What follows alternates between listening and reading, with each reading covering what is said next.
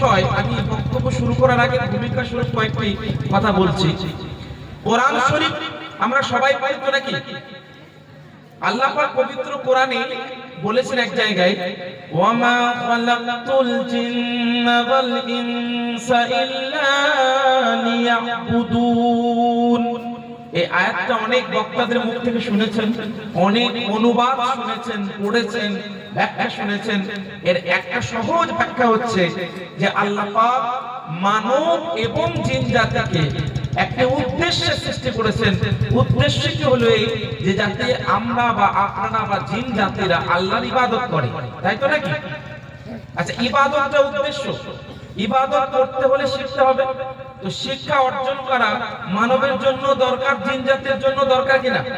কিন্তু আল্লাহ পাক এখানে বলেছেন ইকরা বিসমি রাব্বিকাল্লাযী খলাক খলাকাল ইনসানা ওয়াল জিন্নি খলাকাল ইনসানা মিন আলাক, মানে আলাক থেকে ইনসানকে বানিয়েছে। তো আলাকের কথা, তো যাই হোক, এখানে একটা বিষয় বুঝতে হবে যে পড়ো আল্লাহ পাক যেখানে বলেছেন পড়ো, তারপর আল্লাহ পাক ইনসানের কথাটা যুক্ত করেছেন বিশেষভাবে। কেন জানেন? তার কারণ হচ্ছে এই বিধানের অন্তর্গত সর্বপ্রথম যাদেরকে আল্লাহ পাক সম্বোধন করেছেন তারা হচ্ছে আমি বা আপনি, আমরা সবাই মানব জাতি। আল্লাহ পাক পড়ার কথা বলেছেন।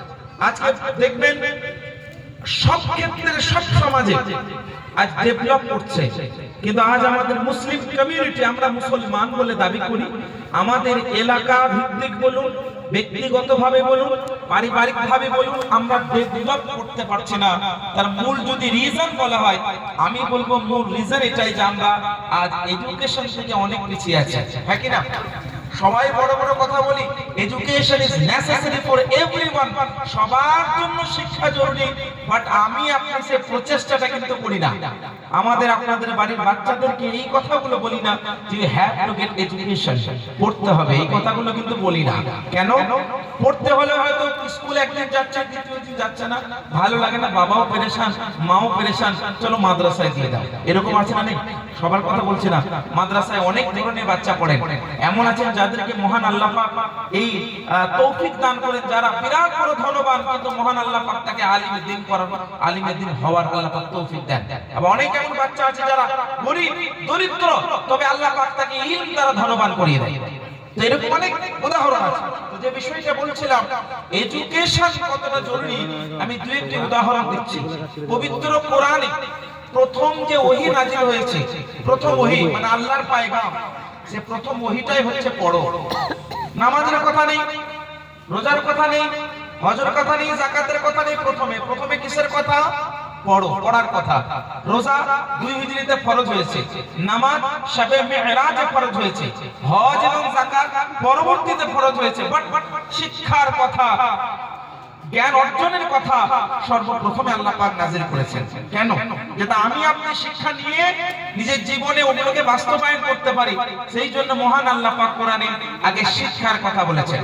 পবিত্র কোরআনে মহান আল্লাহ পাক রব্বুল আলামিন ইরশাদ করেন সূরা তাওবার মধ্যে এবং সূরা যুমরের মধ্যে, আল্লাহ পাক রব্বুল আলামিন ইরশাদ করেন ইয়ারফাইল্লাহুল্লাযীনা আমানু মিনকুম ওয়াল্লাযীনা উতুল ইলমা দারাজাত। তোমাদের মধ্যে যারা ঈমানদার, তোমাদের মধ্যে যারা বিশ্বাসী, আল্লাহ পাক তাদের মর্যাদাকে বাড়িয়ে দেয়। এবার আমরা সবাই তো নিজেকে মুমিন বলি, তো আল্লাহ পাক কি বলছেন? তোমাদের মধ্যে যারা মুসলমান মুমিন, তাদের মর্যাদাকে আল্লাহ বাড়ায়। আর কাদের মর্যাদা বাড়ায়? ওয়াল্লাযীনা উতুল ইলমা দারাজাত, তোমাদের মধ্যে যাদেরকে জ্ঞান দান করা হয়েছে তাদের মর্যাদাকে বাড়িয়ে দেয়। অনেকে বলবেন হুজুর আমরা এখানে তো সবাই আরে মুসলমান, আরে মুসলিম, আমরা সবাই মুসলমান, তাহলে আয়াতের অন্তর্গত কি আমরা নই? আমি বলবো অ্যাবসলিউটলি রাইট, আপনি সঠিক কথা বলছেন। তবে এখানে দুইটি বিষয় আল্লাহ পাক বলেছেন। এক, মুসলমানগণ তাদের মর্যাদা বাড়িয়ে দেবেন আল্লাহ পাক, আর যারা জ্ঞানী, যাদেরকে আল্লাহ জ্ঞান দান করেছেন। এই আয়াতটা প্রকাশ্য অনুবাদ করলাম। এই আয়াতের ব্যাখ্যায় ইমাম ইবনে কাসির রাহিমাহুল্লাহ তাফসীরে ইবনে কাসিরের মধ্যে বর্ণনা করেছেন এবং ইমাম আত-তাবরী তাফসীরে তাবরীর মধ্যে বর্ণনা করতে গিয়ে লিখছেন এখানে উদ্দেশ্য কারা, কাদেরকে আল্লাহ পাক বলেছেন এবং কোন ধরনের মর্যাদার কথা বলেছেন। উনি বলেন মর্যাদা হচ্ছে আদ-দারাজাত ফি দুনিয়া ওয়াল আখিরা, অর্থাৎ আল্লাহ পাক দুনিয়াতেও উচ্চ মর্যাদায় বর্ধিত করবেন এবং পরকালেও মহান আল্লাহ পাক উচ্চ মর্যাদায় বর্ধিত করবেন। বলুন সুবহানাল্লাহ। তাহলে মোট কথা যারা জ্ঞান লাভ করেন, যারা জ্ঞান অর্জন করেন, আল্লাহ পাক তাদেরকে দুনিয়াতেও কামিয়াব করেন এবং পরকালে সে তো কামিয়াব হবেই হবে। আল্লাহ পাক এইভাবে কোরআনে পাকে জ্ঞানের কথা, শিক্ষার কথা কিন্তু ভাই বলা হয়েছে। আল্লাহ পাক রব্বুল আলামিন আরো এক জায়গার মধ্যে ইরশাদ করেন, কুল হাল ইয়াস্তাবিল লাযীনা ইয়ালামুনা ওয়াল লাযীনা লা ইয়ালামুন। হে নবী আপনি এলান কাদেরকে? সবাই, যারা পড়ে না, যারা জানে না তারা এবং যারা জ্ঞান লাভ করে তারা, উভয় কি সমান? তার মানে তারা উভয় সমান নয়। যারা পড়েন, যারা পড়েন না, উভয় সমান নয়, এক নয়। এত কিছু কোরআন আল্লাহ পাক কোরআনের মধ্যে বলেছেন, কিন্তু আমি আপনি কতজন এগুলো পড়ি? আজকে আপনাদেরকে যদি জিজ্ঞেস করা হয় যে কোরআন কি বলবেন? আমরা আপনারা কি বলবো? যে কোরআন কি is the complete code of life. আমার শুধু নয়, আপনারও জীবনের একমাত্র কোড হচ্ছে কোরআন। আমার জীবনেরও একমাত্র কোড হচ্ছে কোরআন। আপনার জীবনে একমাত্র রীতিনীতি কোরআনে আছে, আমারও জীবনের রীতিনীতি কোরআনে আছে। তো কোরআনে যখন সবকিছু আছে, তো কোরআন মোতাবেক আমরা চলছি না কেন? কেন বলুন? জানবো, পড়বো, তবে তো চলবো। কেউ তো কোরআন পড়ি না আমরা।